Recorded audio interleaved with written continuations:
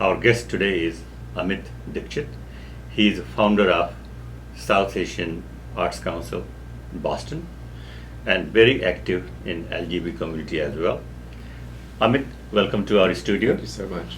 And thank you very much for your I time. actually want to thank you, Bandarji, because in light of the Orlando issues, it is very important that we get a Desi perspective of what has happened. And that's why you are here, so we are going to talk about that.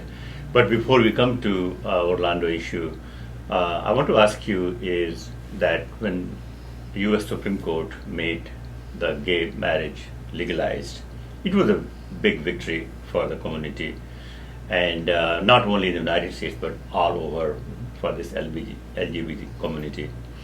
Now, after that high, we come to this Orlando shooting where a very specific community is targeted.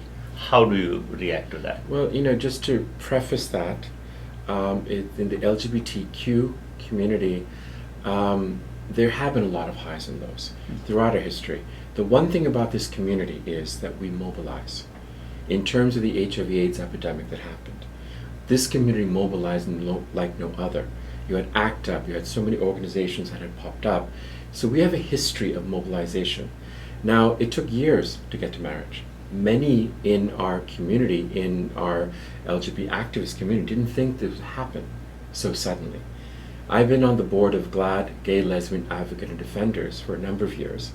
And during that time, we fought for marriage equality, being the first and only Desi, as I know, on the board. It was to bring that impression of our community as well, our diversity. I think that when we look at the LGBT community, there is an incredible strength in its rainbow colors. Most people don't realize that a lot of the LGBT officials at the White House are Indian. Mm-hmm. And we have a strong nature. We're from Urvashi Ved, to Gautam, to a number of folks that have done incredible work in our community. So in terms of the high, yes, the high from the LGBT community has there for gay marriage. It was fought very hard. It started in Massachusetts. I remember at midnight when gay marriage happened in Massachusetts, on the court, on the steps of Cambridge City Hall. I remember that moment. And we honor that every year. No matter how many times they fought to repeal that, the sky did not fall. We're still here. We didn't threaten anyone's marriage. And therefore, other states followed suit. We had the same problem in Maine. We lost in Maine. We fought again hard. We went after Maine. The strategy in Maine was to be able to go after low-hanging fruit, go after the religious communities, go after leadership, to show that this is love, which is very integral in our community and our faith as well. Sure. So now let's come back to specifically to Orlando. So after such a high, as you're saying, now what is next for not only for the LGBT community, but also for non-LGBT community, what they can do to stop this? Well, I think Orlando was a shock. I still am in shock. I know a lot of people that have been affected by this tragedy. I mean, it was the day after Gay Pride in Boston. Gay Pride in Boston is the first gay pride in the country, and it's one of the only gay prides that happens on a Saturday. So Sunday is when the shooting happened, and we were monitoring from a lot of the LGBT networks, and people are still in shock. My friends who are at the Advocate, Andrea Krause and various other people, that this is the world's largest LGBT media outlet, and they're working 24/7 to bring the stories and so forth.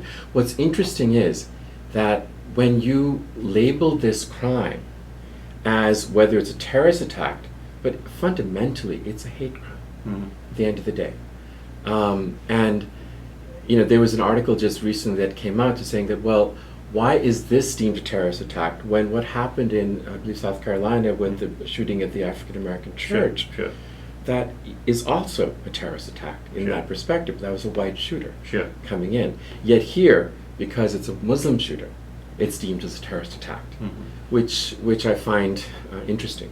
To say Now, talking about the Muslim, off the camera, you were giving a very good example that how India is maybe one of the largest Muslim populated the country. So talk about that a little bit about that. I think that one has to be very careful. we have we have a very diverse community. There is a diverse LGBT Muslim community. In fact, we've at the LGBT Film Festival and other festivals, we've screened a number of movies depicting that. And I think that we have to be very cautious to stereotype. The fact that one of the bouncers at this club was Indian Muslim yes, speaks volumes sure. in that perspective. The one thing that, for example, Masala, the Massachusetts Area South Asian Lambda Association, which was founded a number of years ago, in that room, anyone could come in. It was this kind of a utopian perspective. We didn't care if you're from Pakistan, India, Sri Lanka, north, south, east, west, caste, or religion. You came into that room because you had that LGBT identity. And through that, I made lasting friends that are still friends today, and in our potlucks made cuisines all over India that otherwise I wouldn't have any chance to see. And that was sort of the fundamental basics of why I started the South Asian Arts Council. Because that rainbow color concept perhaps is quite needed. As we know, our community, we're very diverse, Sure. but we don't always get along. Sure. So perhaps we can take a page out of the LGBT history to show how we can get along. And Masala was one of those examples. Okay. And Amit, you have been a real pioneer in this area. I think you were the first Indian American to be on the boards of many of these organizations. So how this journey has been for you? Well, it's been a challenge because when I first joined the Massachusetts MAP for Health, which is a nonprofit targeting HIV/AIDS. Being HIV positive myself for many years, that was something very near and dear to my heart. And what was interesting is the person who was the executive director was a Desi woman, Lina Seth, who's still a very dear friend of mine, and she helped me through my journey, and she helped me create that awareness. For the first time, we had a group in Los Angeles, Desi Americans dealing with issues of HIV in America. And that was empowerment, and that really started my journey. So members of our community are doing amazing work in our community. We have to be careful how we identify them. We have to be careful not to stereotype, make it stereotypical. And through that perspective, I joined boards of the History Project, documenting history of the LGBT community. We did the first ever called the Queerist, interviews with LGBT members of our community that are Asian. And then with that, I joined the board of Gay, Lesbian, Advocate Defenders. It was a national board, and we fought for marriage equality. I mean, do you have any number about a percentage of how big is the LGBT community among the South Asians or Asians? I think that we have quite a large number. I mean, the problem with our community is many of them are hidden. If you look at the statistics, one can't really guess in that way, but we've had, parties where hundreds and hundreds of people show up, and a lot of the community is hidden. We started Masala by simply placing... Which year was that when you started Masala? I guess over 20 years ago. 20 years ago. Over 20 years ago, a long time ago. We just placed an ad in the bay window saying, people come. And I'm not one of the founders, but very dear friends of mine who founded, they put an ad in the local newspaper, and 25 people showed up for brunch, and that's how Masala started. Right. And subsequently, through the years, I've joined the steering committees at various times. Masala is going to, goes through phases, going to get reactive again. We've had our melas, all of that, but it also depends on the demographic, right? I mean, for example, now that we have the internet, we have an easier way of connecting. Sure. Back then, we didn't have that, so it was the potlucks, it was all of that. And the other thing is exactly what you mentioned, how do you identify?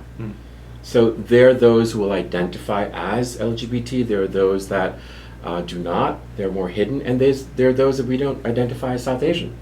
Sure. So it's difficult to sort of come to that answer. Now, coming back towards the end of the interview, two quick questions for you. The number one is, after Orlando shooting, what LGBT community is going to do to recover from that? And number two, what non-LGBT community can do to come out of this? Well, I think, the LGBT community, I can't tell you how proud I am of the media coverage that a lot of the organizations are doing. We as a community are probably the most inclusive as anyone. It's like a double-edged sword. For example, in India with 377, the one time, and that happened here as well. Sure. The one time when the Hindu, Muslim, Christian, Sikh, all leadership get together is when they denounce LGBT rights. You see that hand in hand in the press in India, as you see. Absolutely. You've seen the same thing happen here in the United States. So we bring communities together from one side, but on the other side, we also, through our Rainbow Coalition, bring wonderful communities together. I see that our community is going to get stronger from this. We are used to this. We are there in the trenches to fight these battles, but we do it from a place of inclusivity and love. A friend of mine was posted on Facebook, and she said, the one great thing about our community is if you see someone else, you just go up and give them a hug. And that's what's been happening. It's through love. It's through just that commonality. That that's part of our values as South Asians as well. Sure. That we have that universality of love. We have all these concepts. In our deities, all that, both male and gender perspectives. So we have a rich thousands of years of history that is unique to India. Sure. And I think that adds to the second question that you had mentioned. When you interviewed Devdutt Patnaik. Yes, that was a wonderful interview. It was a wonderful interview, and yeah. he's coming back. Yeah, we would love to sit down with him again. Yes, Devdutt, you can be back. Sure. But what's wonderful is, when I sat at the India Consulate Harvard panel on 377, and before going on to the panel, we talked about, we didn't want to bash India. We wanted to show the multiplicity and cultural heritage of India. But by the way, I attended that panel. It was fantastic. Yes. We did, and we had fun. Sure. You saw the laughter. Yeah, sure. We wanted to show that our culture, our heritage is so unique and so inclusive in so many ways. And of course, Devdutt, he's got the one-liners. Absolutely. He basically said, it's like, yeah. if you don't know this history, you're not informed properly. Sure. But when I emailed him later, I said, thank you, because you gave me my voice.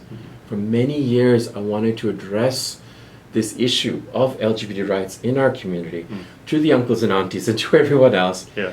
And through mythology, through our culture. What better way to bring those low-hanging fruit, Absolutely. to make a change in India? And that's what we can do here as a community. Excellent. What we can do here is learn our own history. Sure. Learn our history. Yesterday I posted a video by Napakwa. They honored me recently with an award, and I went to the first meeting. They posted about acceptance from the Desi community to their children. And that the video has gone viral. And I hope this video will also help in healing. Absolutely. Because we do need to heal. There are so many in our community that are hidden. There are so many in our community that are questioning. We need to just open the conversation. Love is love. Absolutely. And that is a fundamental South Asian Sure. Desi Excellent. perspective. Amit, thank you very much for your time. Thank you so much, Bendaji.